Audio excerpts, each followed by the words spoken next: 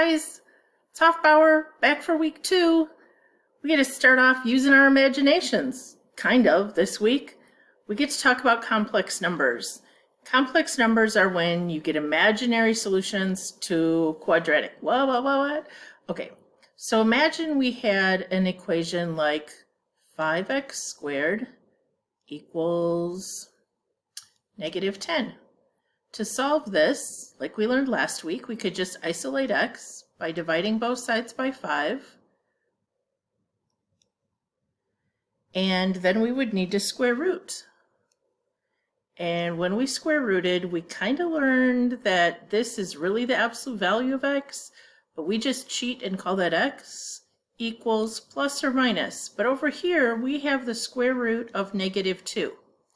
Now, there is no number you can multiply by itself and end up with a -2. So this doesn't work. It is called non-real. Or in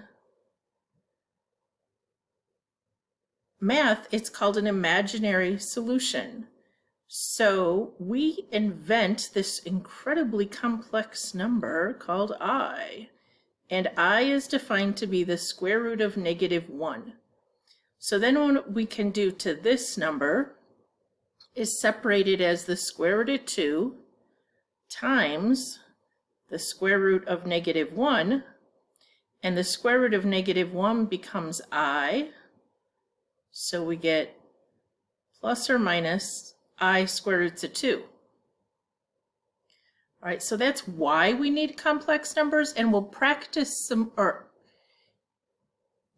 complex, imaginary, real. Let me talk about that a little bit more. All right. All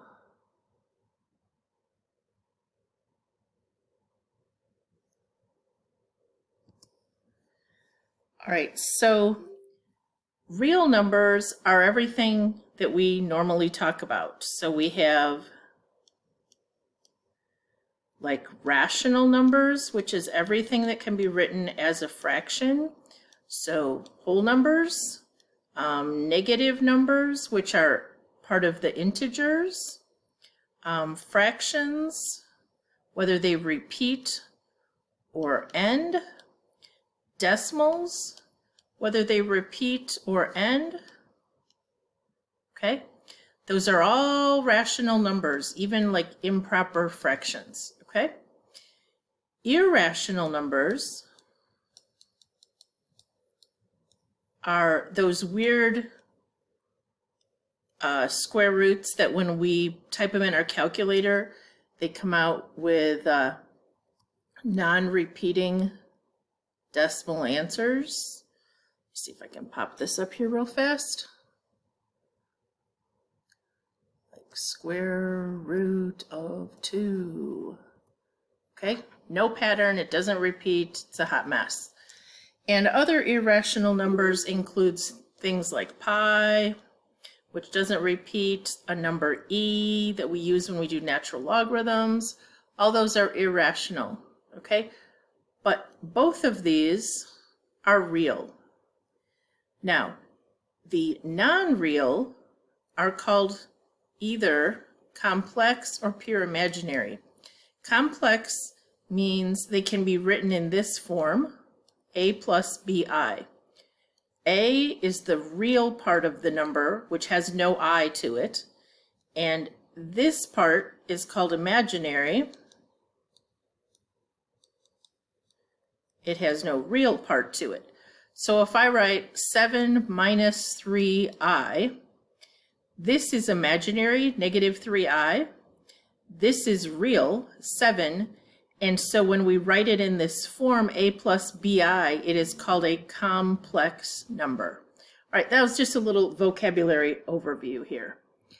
All right, so when you are dealing with complex numbers, you get to treat I as a variable until some weird things happen in a minute here, okay? Let me make this a little bit bigger. I'll actually pause the video. All right, so you get to treat I as just a variable. So these parentheses are separating the two complex numbers, But really, this just says -6 plus a 5i plus an 8 plus an 8i, and we're going to add the imaginary parts together, and we're going to add the real parts together, and we're going to write our answer in this a plus bi form. So -6 plus 8 is 2, 5i plus 8i is 13i, so we end up with 2 plus 13i. I'm going to save the evens. I will do them in the notes, but I'm not going to go through them on the video. Right. Number 3 is a subtraction of complex numbers.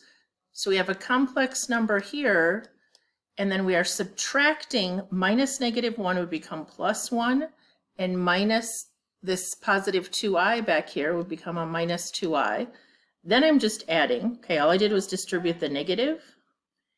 And so I add the imaginary, or the real parts, I'm sorry, get -2, add the imaginary parts and get positive 3i, and I have a complex solution.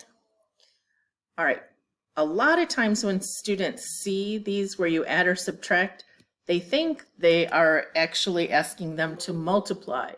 You have to look really careful for the ones that ask you to multiply, okay? When you see this kind, that's when you need to double distribute or FOIL, as some teachers call it. So we're going to do -1 times 6 and -1 times 3i. Again, we're just treating it like a variable. Then we're going to distribute the 5i to the 6, which would be 30i. Be real careful and remember that you're multiplying all along here. And then 5i times 3i is a positive 15i squared. Now, this is where we run into some crazy business. If you have square root of -1 times square root of -1, okay, you have square root of -1 squared, which square root and squared cancel each other out, and we just get -1. They undo each other. So anytime you have an I squared, you get a -1. So we have to replace this I squared with a -1. So we have -6 minus 3i plus 30i, and we're going to combine those in a second. But this is plus 15 times -1, which will be a -15. I'm writing out too many steps here. You wouldn't need to do all this. But now I have it in a form where I can combine my two real parts and use a calculator so you don't make sign mistakes, guys. But in here, a -3i plus 30i is a positive 27i, and that's the imaginary part. So here's our complex answer. All right. One more of these where you are distributing. This is a big, be careful, because students try to shortcut this. There is no such thing as distributing in a squared here. You know what? I'm going to pause and try to show you my favorite meme. All right, guys, here's one of my favorites. There is no such thing as distributing a squared, okay? A plus B quantity squared does not equal, okay? Robin is getting himself slapped upside the head because this does not work. You have to write it out and FOIL. It's A plus B times A plus B, and you end up with a middle term because you have an AB and another AB, which makes 2AB. All right, so don't do anything silly like that. All right, I'm going to go back to the one we were working on. And we're going to write this out as -1 plus 4i times -1 plus 4i. And then we're going to very carefully distribute. -1 times -1 is 1. -1 times 4i is -4i. Watch your signs carefully. 4i times -1 is another -4i. And then 4i times 4i is positive 16i squared. But we just learned that I squared is actually a -1. So 16 times -1 makes this all a -16. So then we combine 1 minus 16 is -15. And in here, -4 minus 4 more is -8i, and we have our complex answer in a plus bi form. All right, unfortunately, they get just a little bit more complicated because some crazy mathematician decided there was a rule that we could not end up with radicals in the denominator. You should have heard about this rule before now, but if you haven't, it's not proper notation to leave a square root down in the bottom of a fraction. And what you have to do to get rid of that is multiply it by itself so that square root of 2 times square root of 2 is the square root of 4, which is just plain old 2, or squaring a squared, okay? You're not really squaring it because you're multiplying top and bottom by the same thing here, a form of 1. You didn't square the 3. You end up with 3 square roots of 2. All right, but that same funny business applies here when you have something like this. I is the square root of -1, and it's on the bottom. So you can't have this. So what we have to do is it's called rationalizing when we do that, which is what we did up here. But to rationalize a complex denominator, you use the conjugate. It's a cool word. Okay, conjugate of a plus bi is a minus bi. Notice only the b changes sign. All right, so the conjugate of 5 plus 2i is 5 minus 2i. So we are going to multiply top and bottom here by 5 minus 2i.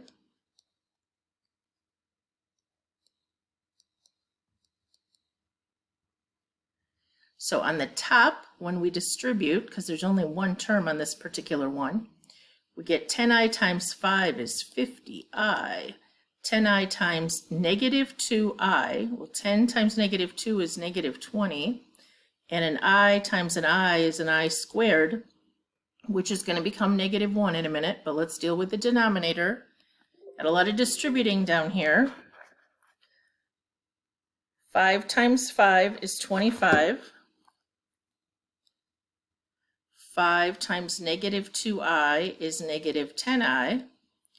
2i times 5 is positive 10i, and 2i times a -2i is a -4i squared.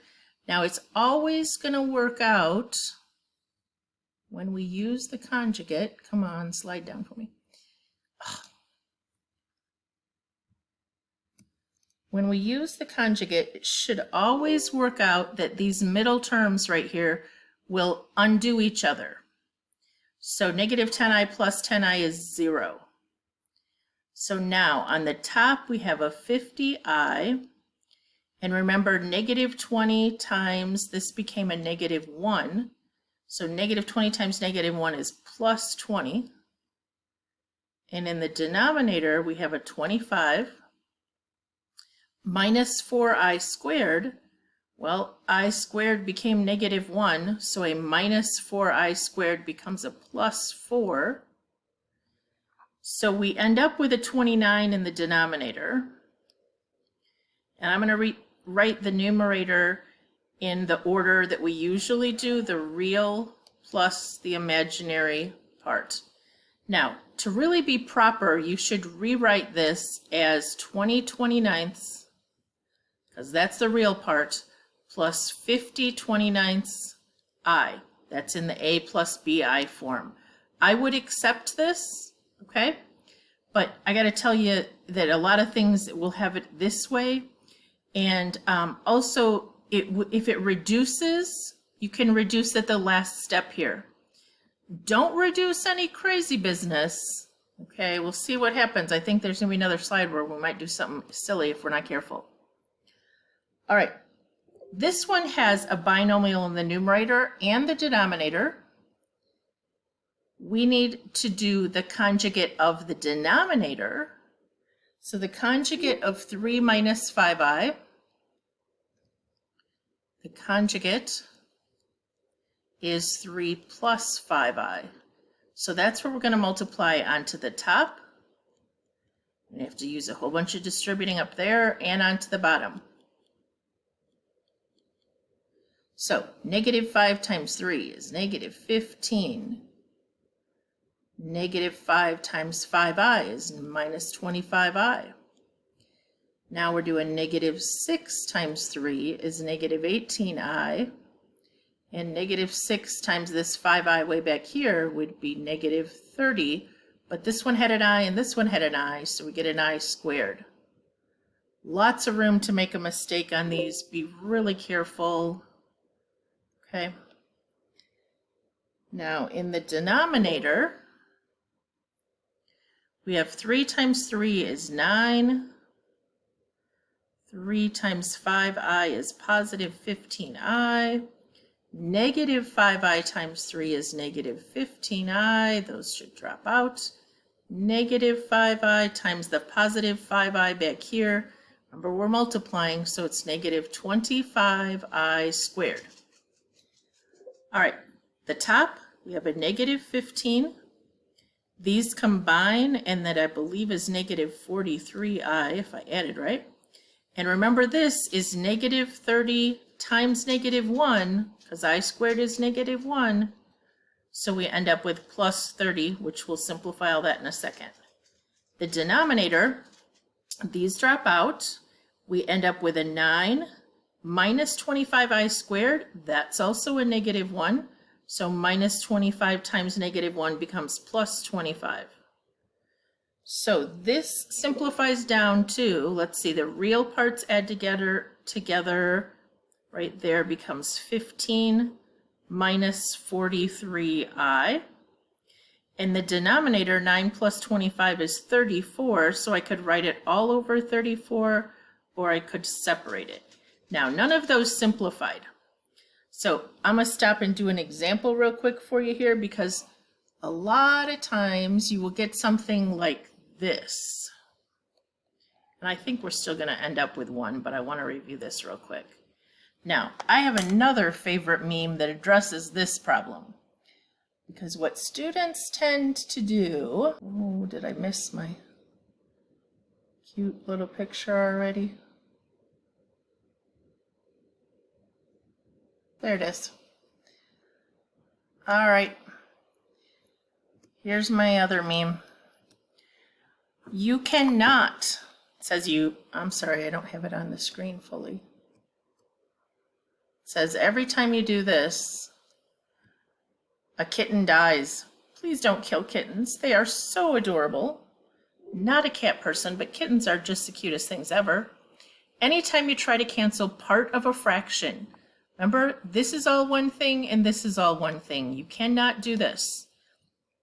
So if we had 4 plus 8i over 6, you cannot reduce these two.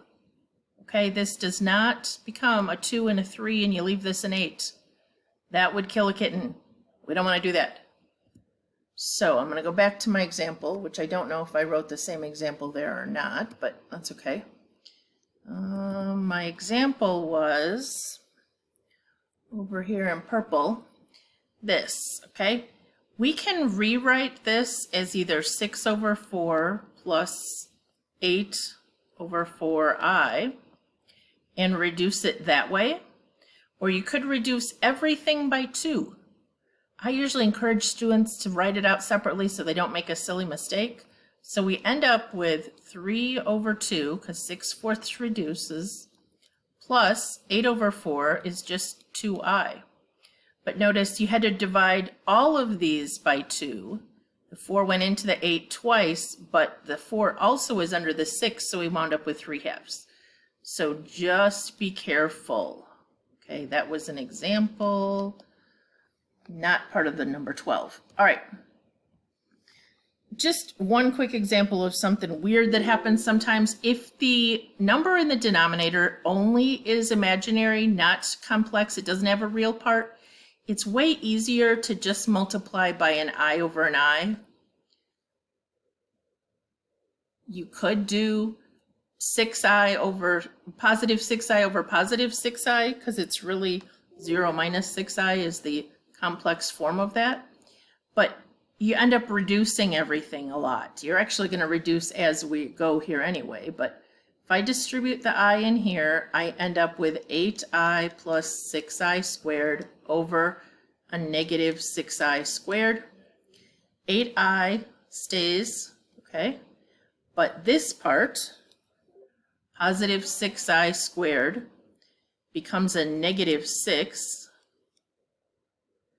And in the denominator, negative 6 times negative 1 becomes positive 6, which is negative 6 plus 8 6i, or negative 1 plus 4/3 I.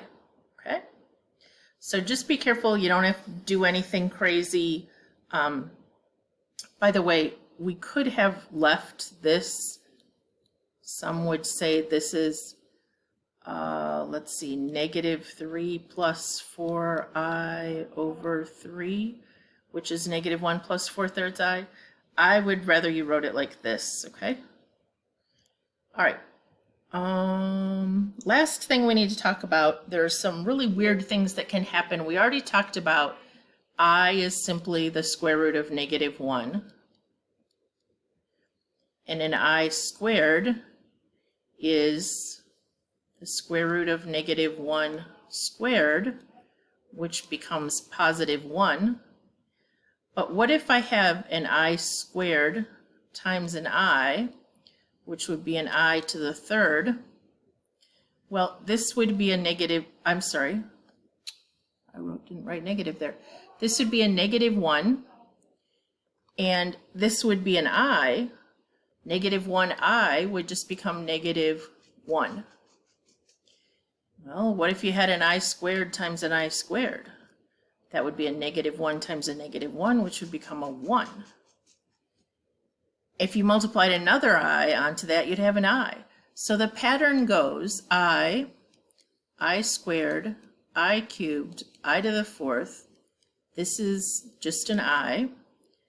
When you square it, it's negative 1. If you multiply negative 1 by another I, or if you multiply negative 1 times negative 1 to get to the fourth, we end up with positive 1. That pattern will continue, and I to the fifth will be I, and I to the sixth will be negative 1, and so on. We can use this idea to determine powers of I. Now, I'm not sure I'm going to put this on a test or quiz. There might be one, but I got to tell you, it shows up sometimes in further math. So I'm going to just go through this real quick. If you remember your exponent powers, x squared to the third is an x to the sixth. An x to the fourth times an x to the third is an x to the seventh. Remember that? When you rewrite this one, it's messy.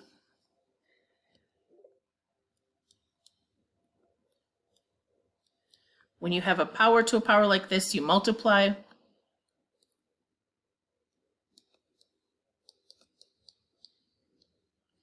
And when you are multiplying the bases,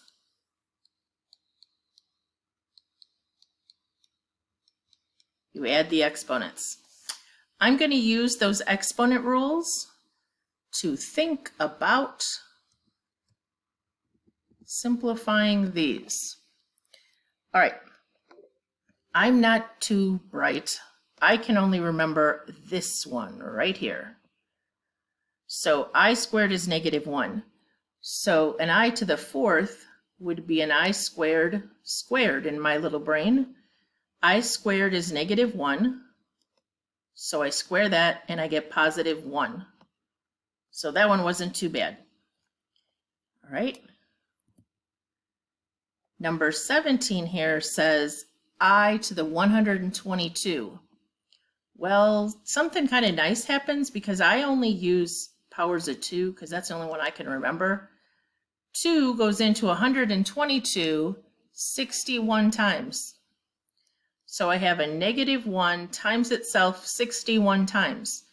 Well, 1 to the 64th is 1, but a negative 61 times is an odd number of times, so I get negative 1. All right. This says I to the 77. Well, I to the 77 is not divisible by 2. So I could say I to the 76, and there's 1 left over. Okay. This is divisible by 2. How many times would that be? 38 times? I think that's right. And then there was a leftover I at the back here.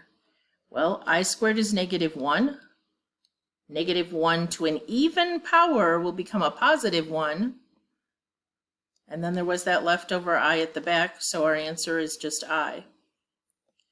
All right. Those are how you simplify powers of I. I will go back and write out all of the evens before I save the video. All right? Or before I post the slides, I mean. Thanks for watching. All right, so this was complex numbers, and we're going to talk about quadratic formula, and some of the solutions are going to be complex or imaginary, and then you're going to have a Delta Math assignment on all of this.